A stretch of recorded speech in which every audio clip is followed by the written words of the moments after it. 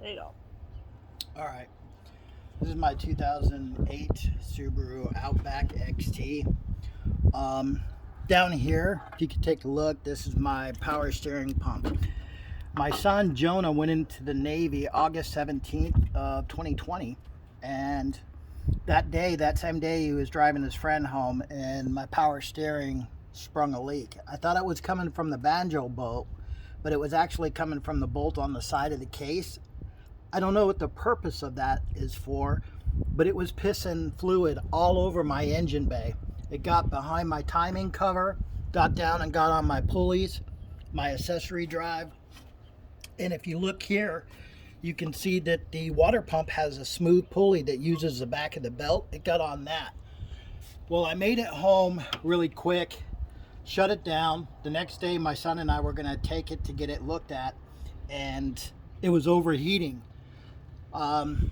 Later on, I found out that it was slipping on the water pump. We pulled it back in the driveway and just shut it down because you can't drive a turbo engine around overheating. It's just no good. So anyway, I found out it was this bolt here. Long story short, I rebuilt this pump, another pump, and I rebuilt my steering rack 3 times. 3 different racks though. If you come over here and take a look at the steering rack.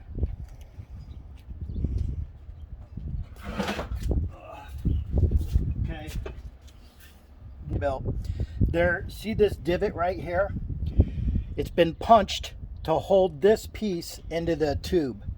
There's another one where the tube is actually threaded and there's a plug that goes in it, and there's a divot to keep it from coming out. I destroyed 2, not realizing that there was a punch there and I needed to drill it out.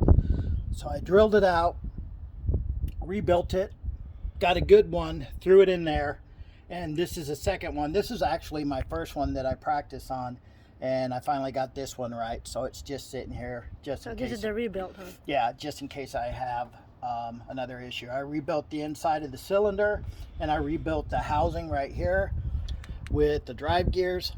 It's not that hard. This is where you torque your tension after you put it back in. You need to tighten that and see where your power steering is at. If it feels good or sloppy.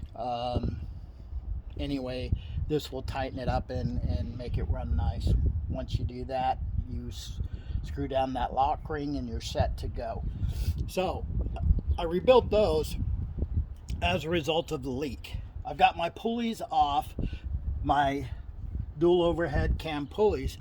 This is the same engine that's in that 2011 Outback WRX,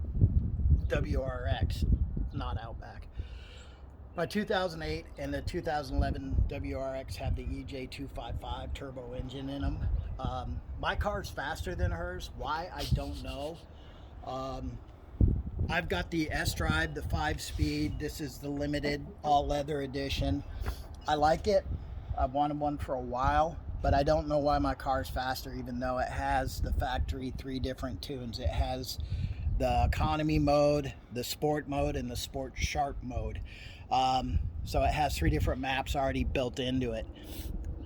I don't necessarily, again, know why, because I would assume that the WRX is in sport sharp all the time. So, beats me. Most recently, I put in the IAG air oil separator, and I've got everything going around. It's pretty much all terminated. There is a couple areas where, well, quite honestly, IAG's website and PDF is for a WRX and not necessarily the Legacy GT or the Outback XT, and it leaves a lot out, so you got to figure it out. And one of the things is, let me see if I can find it. Okay, so this is a crossover pipe behind your intake manifold. It's going to go like this, and it's going to come down like this in the back. This comes forward and plugs into your turbo inlet tube. Okay, I've got a modified Perrin one over here. I bought the Perrin, I modified my intake and painted it white, cleaned it up, redid my fuel lines. I bought some stuff for it. But anyway, if you're looking at it this way, it's going to come and be this way. So it's going to mount on here like this. And let me see, it's going to go over this way like this. So it's going to be mounted like that, okay? And it's going to snug up against there. Actually, let me see. Yeah, it's going to be like this, and it's going to go under this bolt. Now, one thing to be aware of is, look at this. IAG is saying to cap this end off right here, okay? So it's going to be pointing down, and it's going to be pointing forward towards the back of the driver's side. It says to cap it off, and then all you're left with are these two. This goes to the number 1 port right here on your Perrin or your Cobb intake. It's the first one behind the large one, okay? So that goes there, right? Well, if this is capped off, you don't need all this shit. And then this goes, right? Well, why even bolt this back on? You could just do a 90, which I got this already on here, and I'm going to set up a 90 to go and plug into this. From what I understand, that 90 goes from that turbo inlet to one of these top two here. They're going to come down and plug into it. So I believe it may be, where are you at? This one down here. It'll be this one. If it's not this one, this is for a cooler line. I think it goes into the cooling system, and that's where that goes, because this is a cooling line here, the turbo cooler line. So it's one of these two up here, the breather hose. So I'm just going to do a 90 from down here, have it come in, do a 90, come out, and drop in there. That makes sense. Instead of screwing all this shit back on, have it hanging off there with a fucking plug, and you don't need it. It doesn't make sense just to waste that. I'll keep the part just in case I want to put it back to stock. But then that leaves me with another connection over here to my intake manifold. Now this one here is going to go from this one, I believe this one here, and it's going to come down to this sensor that plugs in right here. If it's not this one, it's this one. And I tell you the truth, I don't know which one it is. I think it's this one because it lines up. This one doesn't.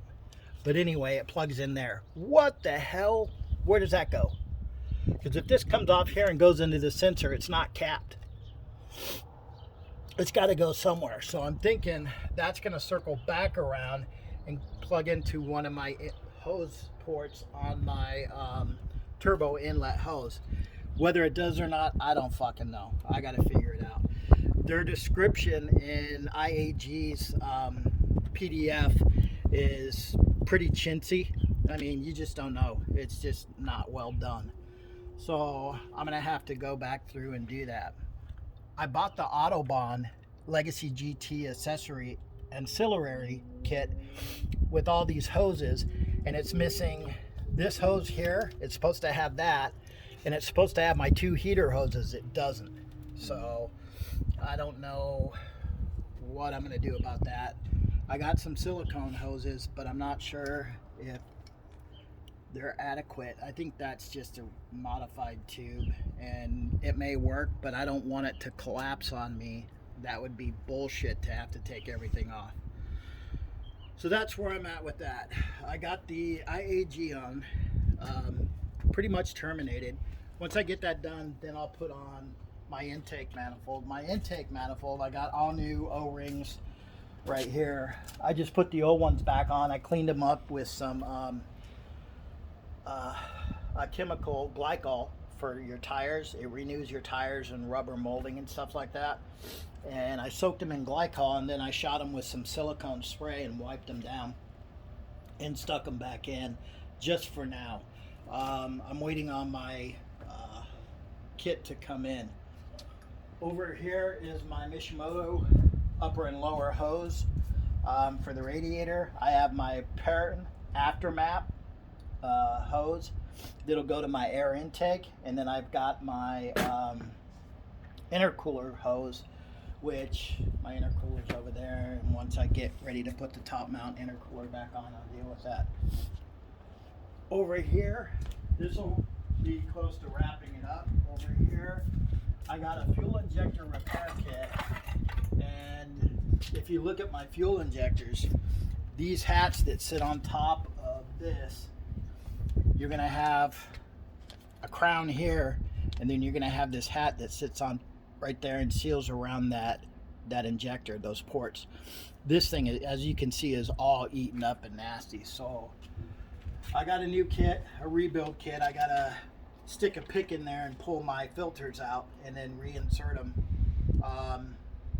But yeah, so I'll be rebuilding and cleaning out my injectors. I would love to do a TGV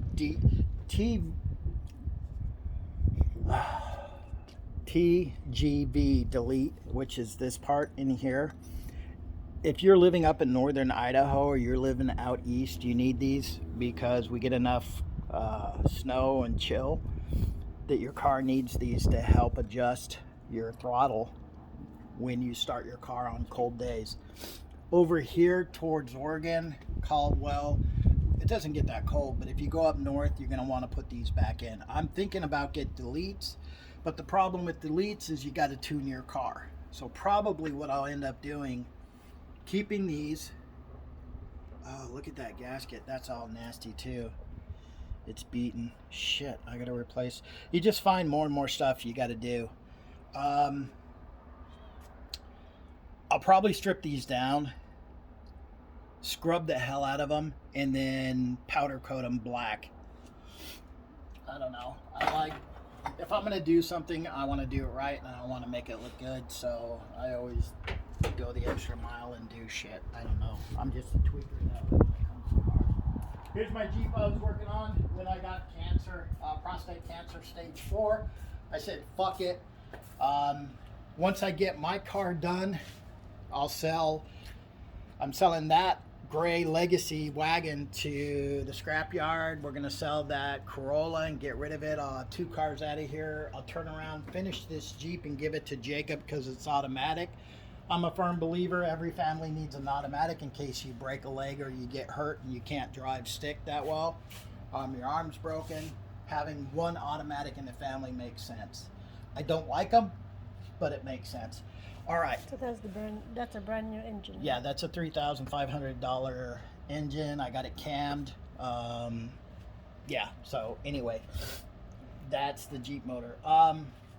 So what I want to show you on this, these are my my pulleys for my ACVS.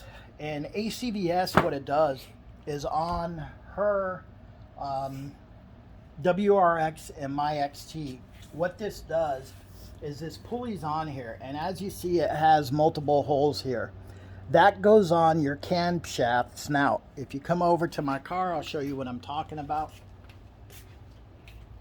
This right here, this little dowel pin, you need to pay attention. It needs to sit in this hole. Those other holes are oil holes, okay? And what happens is, inside here, this piece right here with these teeth, this piece right here, under pressure, oil pressure, it's really easy to rotate back and forth. And what it does is, while this is sitting on your car and your belt's going, actually it's sitting this way, and it's driving your car, it will, in its neutral position, there's a spring in there, and it just sits where it's supposed to, and you start your car and it retards it, okay? As it starts to warm up, or you step on the gas, it may advance it for a higher RPM curve. And I'm not sure exactly how that works, whether it retards it at startup or whether it advances it. I just haven't done my homework and looked it up.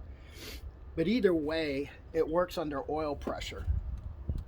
The problem with it is a company called Company 23 sells Subaru specialty wrenches so you can get your cam pulleys off your car. They're great. They are great, but they are not the cat's meow for ACVS. They fuck it up, and I'll show you why.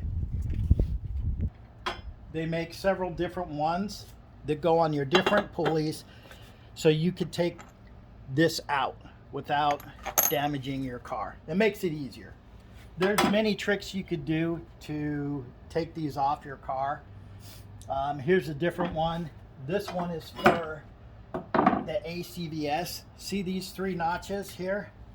They slide on this groove on these 3 notches perfectly, okay?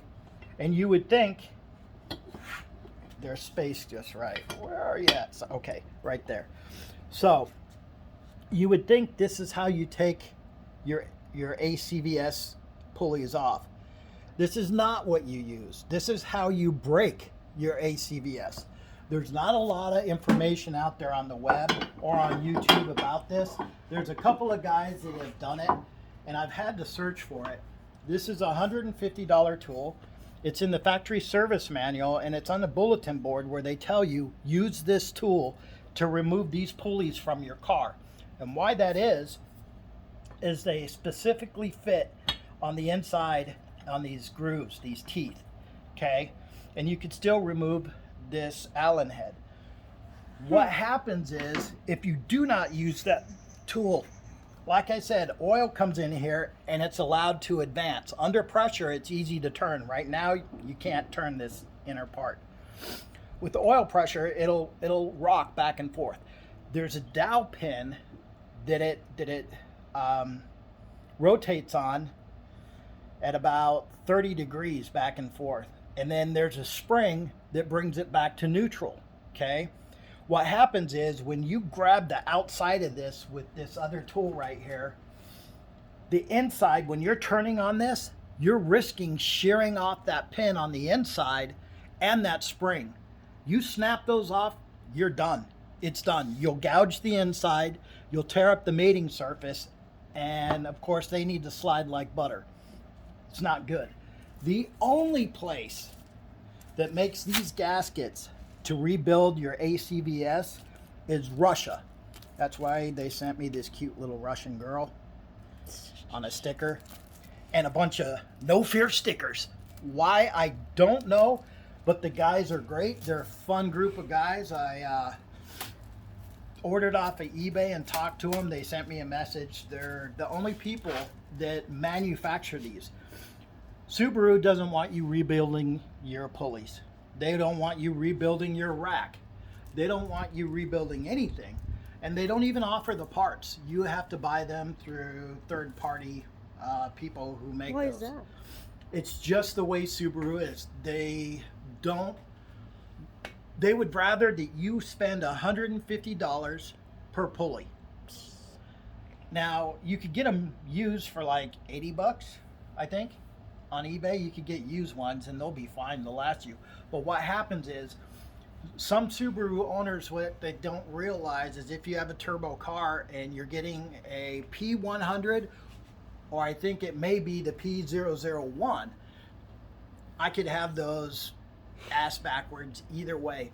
If your car's not idling right and it's not running well and you pulled your cam pulleys off, it may be that you don't have your cam located on the right dowel pin on your camshaft snout, and you'll be tearing up these surfaces and those oil holes. You'll be fucking your car up and it won't run right.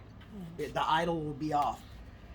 If that's not the case and you got your shit together right, then what's going to happen is inside here your gaskets could be bad, your spring could be broken, and it could be stuck in either an advanced or a retarded state, which it won't idle right. A lot of guys, they'll die at a stoplight and they can't figure out what's going on.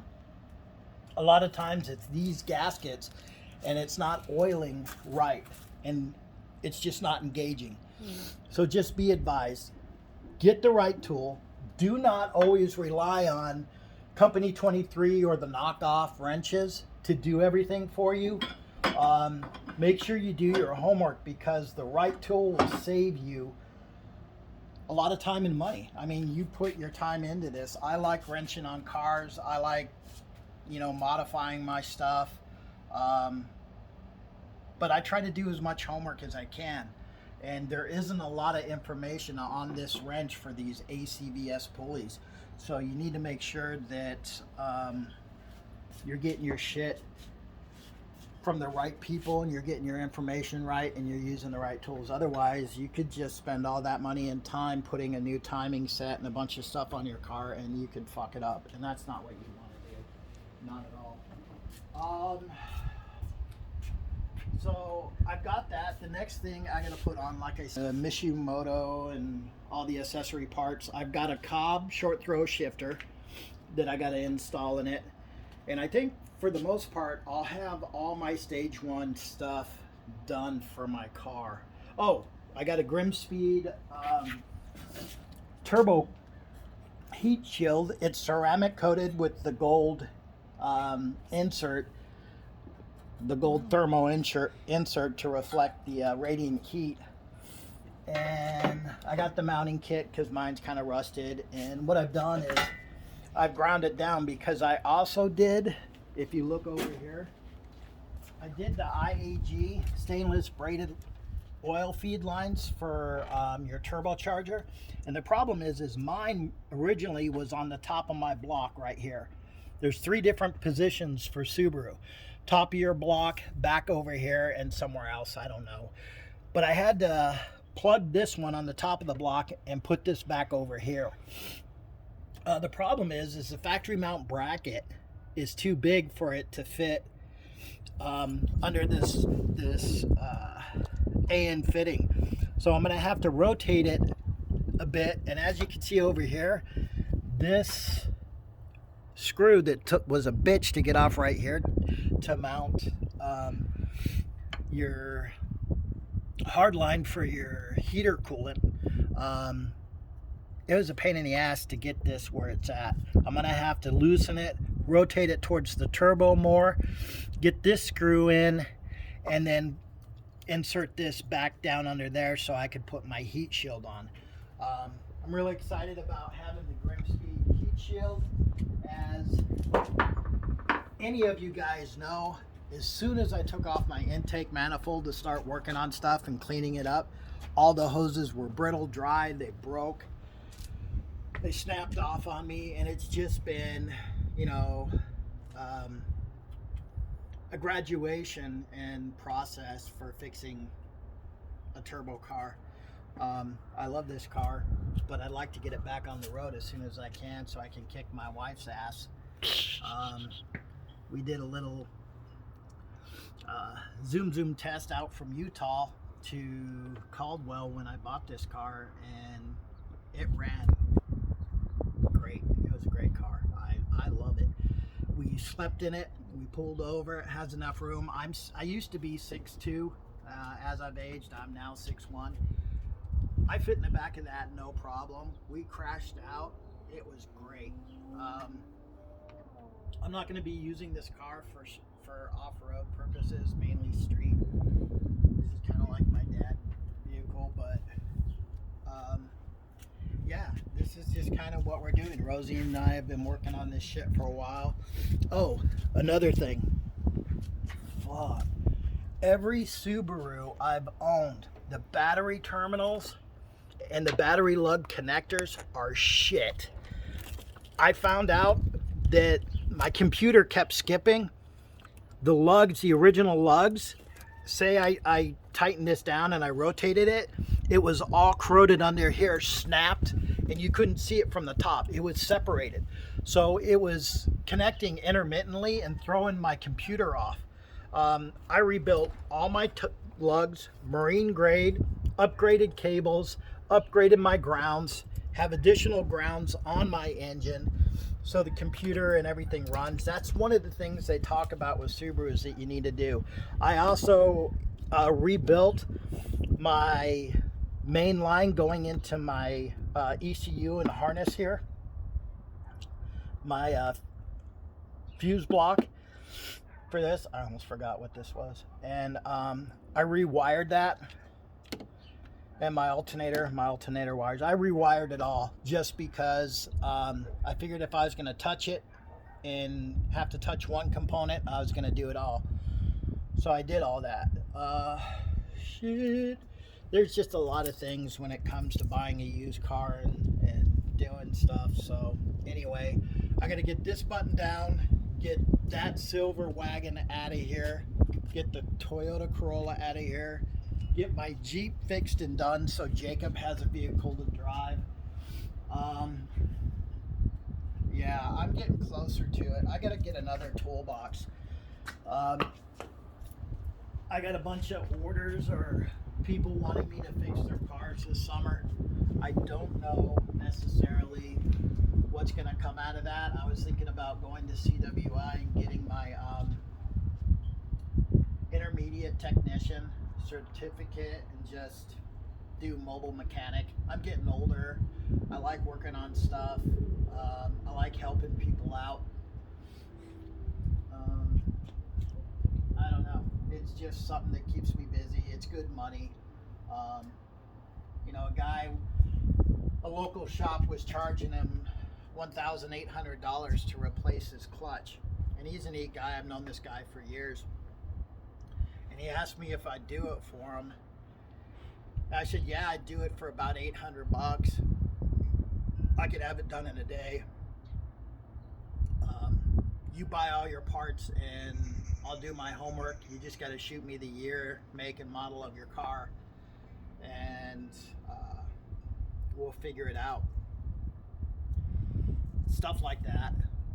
Another guy wants me to do his head gaskets on his Denali, and he's got a Subaru. He wants me to pull his engine and possibly do a rebuild with him. Bunch of brake jobs, bunch of just general maintenance stuff. I don't mind doing it. I'm not trying to undercut any of the shops out there, mechanics. Most of them are charging $150 to $200 an hour, and they're backed up, and it comes down to time. I'm not backed up. I get to pick and choose who I help and what jobs I take on, and I look at it this way. You know, some single mom or lady who needs her brakes done and a general tune-up with oil and radiator coolant and stuff like that is just as important as doing a clutch. You know, I'm gonna have to remove the motor and this guy's Subaru to do the clutch. It's easiest to do that. That's a day job. But it's just as important to me. It depends on the person. So, you know, I'm not trying to gouge anyone, and I'm not trying to undercut anyone and be a jerk. I'm just doing my own thing. What matters to me is that they get quality work. I don't have to rush. I'm not, you know, pushing cars in and out. Yeah, I want to make money, but at the same point, I got into working on cars because there was a time when Rosie and I were car poor. And if we had a car break on us, we were screwed for work. We were screwed for money. And we kind of stressed about that quite a bit. And once I started buying tools, I'm an ex-motocrosser, I'm an ex-biker. So I just started buying all the tools and all the stuff and working on the cars. And we've lived in this house since 2002. And since 2001, trying to think, since 2010, 8, somewhere around there, we haven't been to a mechanic. If I get into a fix where I need them to run diagnostics, then I'll have them run diagnostics on someone's car or my car. Give me a laundry list of what needs to be fixed, and then I'll fix it based off of what that diagnostic is. Yeah, I'm doing the brakes on it. I just put them on to keep my tires there. So I'll have them do a diagnostic. My next big purchase, depending on whether I go to school for mechanics, automotive mechanics or not, is a diagnostic scanner. They're anywhere. I'm finding my needs. I need a scanner anywhere that is $400 to $3,000. I got to do my homework because I know that there's some laws and some shit that local mechanics are having a hard time dealing with because of the locksmith and the laws.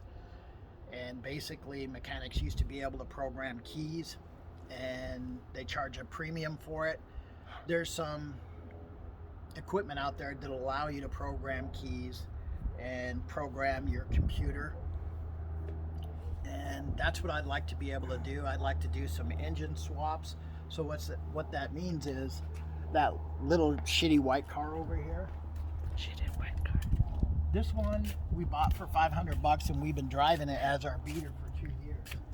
I'd like to replace it with the automatic. This one's a stick shift, but what I'd like to do is get an older WRX, put a STI driveline in it with a 6-speed transmission, and throw the EZ30R in it, and maybe boost it, maybe not. But that car would haul ass. If someone needs to borrow a car where they need to drop their car off and I can fix it, then they can drive an automatic, because not everyone knows how to drive a stick. So it's just food for thought.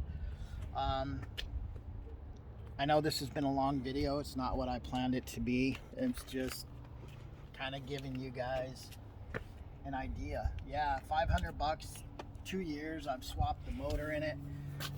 I put in a rally exhaust. This car is extremely loud. Sing. You don't want to show license plates. I'm not. Wait. So, yeah, it's just loud. So, anyway, it just kind of cracks me up and makes me laugh. It's got some broken, like this shock mount's broken inside of it, knocks my gasket out. But I really don't care, because it's a $500 beater commuter, and pretty soon I'll get rid of this and get another car that's automatic. Like I said, we need something that if someone needs to drop their car off and get it fixed, I'd be able to offer them a car to drive while I fix their car. And it's not like I'm going to be working on 2-3 people's cars in one shot. It's not my goal. Like I said, it's just individual stuff. I'd like to work on cars, and we'll see where it goes as far as for us. Yeah, I'm just getting older and looking at things to do. I'm sure some are. It's a hobby. That's all I got. Thank you. Thank you for watching.